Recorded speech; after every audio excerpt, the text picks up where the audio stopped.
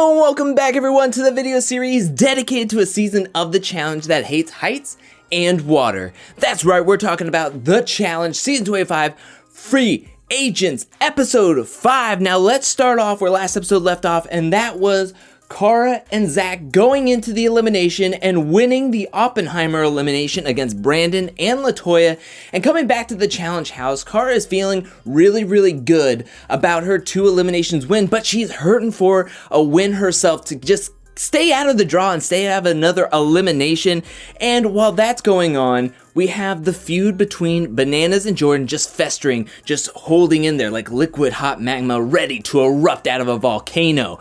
But let's move on to the daily challenge for this episode, and it is another water daily challenge, and it is called Piggyback. Now this daily challenge is going to be played in 2 teams of 10, and what you're going to have to do is the whole team's going to start on one platform, and then they're going to have to make their way onto ropes that are hanging on this rig. And then the main thing about this daily challenge is that you're gonna have to touch all these ropes. So when people are on them, you're gonna have to touch all of them and step on the people that are already on ropes to get to your rope. And once everyone has a rope or is on a rope, that's when the first person that was on the first rope must now crawl on the other people to make their way to the platform. The team that can get the most people onto the second platform the quickest amount of time will win this daily challenge, get to nominate 2 people from the losing team to go directly into the elimination, and then the rest of the losing team will take part in the draw. Now, before we get into anything about this daily challenge, I have to say that this is one weird daily challenge to me. I felt like this is in too proximity to the other water daily challenge that we just had not too long ago in like episode 3 or something. And then now we having this water daily challenge, and to me this one was just really weird. This one was tough, this one was difficult. It wasn't very fun to watch, and to me it was just too difficult for everyone to get through. I think it was fun to see the people falling off these little platforms and these ropes. I just felt like it missed the mark in my opinion for 1, entertainment value, and 2, seeing the people do it. Like, I think one of the fun things about this challenge, or the challenge itself, is seeing the people actually accomplish something amazing in these daily challenges, and this one was just really difficult for a lot of people. So to me, I felt myself straining, hoping that people would make it across, and they just couldn't do it. Majority of the people just could not do it. But let's go into this. The first team up is Johnny Riley's team, and when they're going to their ropes, we have Devin, Swift, and Jessica all falling, just getting to their ropes. So now they are starting out in the second phase with only 7 people left, and then on their way to the platform, getting people to the platform, we have Teresa, Johnny, and Jordan all falling off trying to get to the platform, meaning their final score is getting 4 out of 10 people onto the second platform, which, if you're looking at it from the second team's perspective, Camilla's team, that's an easy, achievable mark to hit, right? Well, let's get into it. Round 2, we have Camilla's team, and they are looking strong off the start. They have a system, they have a regimen that they're doing. If they get onto their ropes, then they get into like a squat, so that it's like a stepping stool for the other players that have to make their way to their ropes. And they're actually doing a really good job, except for when Nani is trying to make her way to her rope, and Aneesa loses the grip on her shoes on the small little platform, and she falls off. And when she falls off, Nani falls off right behind her. So that's 2 people right off the bat. They can't really lose too many more. And then Preston, I'm gonna tell you right now, I've been super impressed with Preston in this free agent season, but this kid is absolutely amazing. He's like about to fall off, he loses his footing. A lot of people would have just fell off because they just instantly slipped to this end of their rope and they just drop. Swift takes off of his gloves and then pulls himself up and sticks it onto his rope. It's absolutely amazing. Then everybody is on their rope. Bananas is trying to make his way. He has a few hiccups on the way over, but then he makes it to Preston and he just falls off. Then Camilla comes close, but she falls off right before hitting the platform. CT falls. It comes really down to Preston and Jasmine. Jasmine falls, and then it's up to Preston, and they pull him in. So your first instinct is that both teams tie. It's gonna come down to time, but when they get down to the ground, that's when TJ is saying that, hey, the rules are that for it to count, your teammate has to touch every single rope with both hands. But when they're pulling Preston onto the second platform, he could not grasp the last rope with both hands. He only grabbed it with one, and so that was disqualified, meaning Cara's team wins, gets to stay out of the draw. But when we get back to the house, people are talking about who they want to put in. They're thinking about Preston. They're thinking about putting in whoever. But that's when Cara comes out and says, hey, I'm leading the charge. Why don't we put in Bananas? We have the opportunity. Why not take our shot at him? And everybody on the team was like, you know what? You got something there. So Cara's leading the charge on Bananas, and then when we get to the team deliberation the next day, that's when Teresa takes charge and tells everybody, why don't we put in a strong female to take out another strong female? And she's like, why don't we all vote for Laurel to go into the elimination?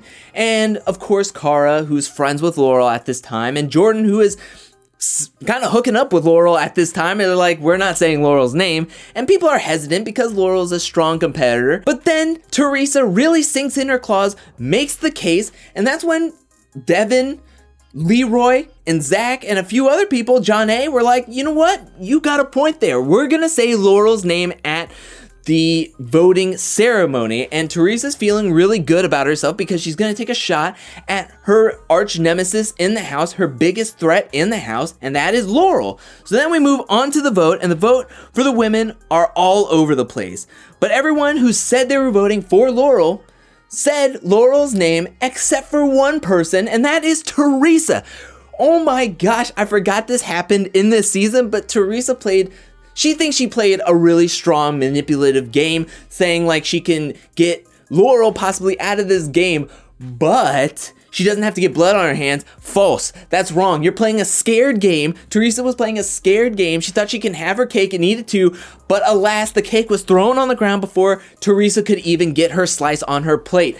It is amazing how she's like trembling when she says that she votes for Jasmine, and you could just tell Devin is just looking down at her like, really? You're gonna do this? You are the one that were pushing for Laurel, and now you can't even say her name when it matters the most. Teresa burned so many bridges in this house, especially with Laurel, because Devin goes up to her at the end of the voting ceremony saying, hey, I know I said your name and everybody else said your name, but guess what? The person who didn't say your name, Teresa, she was the one that was leading the charge. So she really burned us all. And Laurel was like, I'm gonna remember that. You can't let other people do your dirty work. So then we move on to the guys vote, and it's pretty much like all over the place. It really comes down to Jordan as the deciding factor in this vote, as it was, I think, between Bananas and Preston.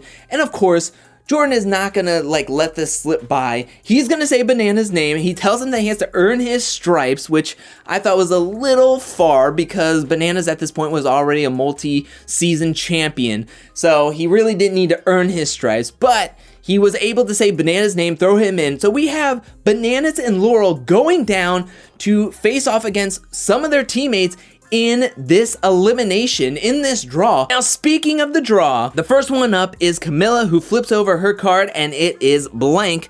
We have CT, who flips it over, and it is blank, which I really like TJ's joke, because once it was blank, he said, congratulations, Bananas, that CT didn't get the kill card, which was really, really funny.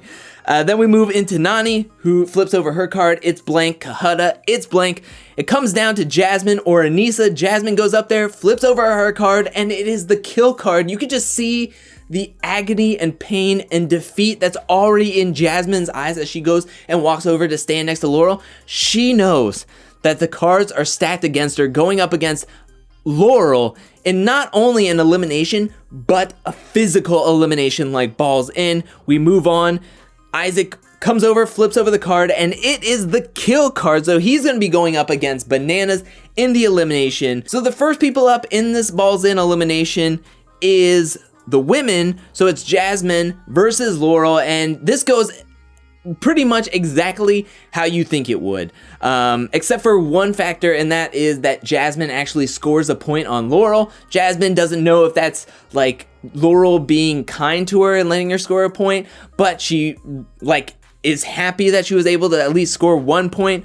But this was like, come on, this was like the Harlem Globetrotters versus the generals. Like, this was bad. This was, I don't know, this was like almost abuse watching this, because Jasmine was putting her all into getting to this hole, really trying to push Laurel out to not let her even score a point, and it just was not working. It was cringy to watch at some points, because Laurel was just like, would push her, and it wasn't like that much force, or she would just like bowl her over and then lightly drop the ball into the trash can, and Laurel wins by a score of 4-1. So then we move over to the guys' side, and Isaac has been a real big flop in this season so far. Now, he's going up against Bananas. They're roughly the same height, the same build. Maybe Isaac can pull this out. Maybe he can do something. But there was a hint or a clue on how Isaac was gonna do in this elimination. And it was in his confessionals when he said he does not do well in sand. We saw that happening in the soccer daily challenge that happened, and he was just flopping on the ground all game. So now he's talking about in his confessionals that he just sucks on sand. So with that coming into it, you kind of feel like, okay, well, Bananas seems like he's gonna get this upper hand on this one, and he does. The first round, Bananas on D instantly tackles him. It's 0-0. Bananas scores the point when he's the first one on offense. Then in round 2, he stops Isaac from scoring again, and Bananas was able to score in a second time on offense. Then in round 3, it was a really, really good fight. It was a good wrestle match, and Isaac was able to muscle his way to get a point, making it 2-1, but Bananas on offense was able to get his point, so then it's 3-1. It comes down to round 4. Isaac needs to score to stay in this game, and then he has to shut Bananas out the rest of the time. But in that round, Bananas was able to tackle him like he was Ray Lewis tackling a pee-wee football player, and Bananas was able to win. He takes off his helmet, he kicks it. In the heat of the moment, he points out Jordan, and he says that he wants to face him off in elimination, that if he was in elimination with Bananas, that he would not only be losing a hand, but he'd lose his head. And coming back to the house, people were really uneasy about that comment. I feel like it was a low blow. Yes, Jordan is kind of a dick and an a-hole at times, but to point out somebody's disability and make fun of them for it, even in the heat of a moment, is wrong. And Bananas even says it's wrong, but he like backs it up, saying that he will rip off his head, and things get really heated by the end of this episode. But that's where this episode ends, with Bananas and Jordan just like really getting heated and getting into each other's face. This is going to just erupt in the coming episodes, but that is it for this episode. I felt like the Balls In was really kind of a letdown. Both Isaac and Jasmine gave it her all. I felt Isaac kind of gave up after a little while. Jasmine at least tried her best. It just was physically like impossible for her to outmuscle and outmatch Laurel in that kind of elimination, and Bananas did a great job tackling Isaac, and I can see why Isaac really never came back on another season of the challenge. But that is it for this episode. What'd you think about this episode? Let me know that in the comment section below. What'd you think about the daily challenge? Did you like it, or did you think it was like, meh? What'd you think about their decision to put in Laurel? What'd you think about Teresa backing out after pushing for people to say Laurel's name? Let me know that in the comment section below. And what'd you think about this Balls In matchup? Thank you so much for watching. While you're down there, hit that like and subscribe button. I'll be back really, really soon with more challenge content, more content in general. But until then, peace.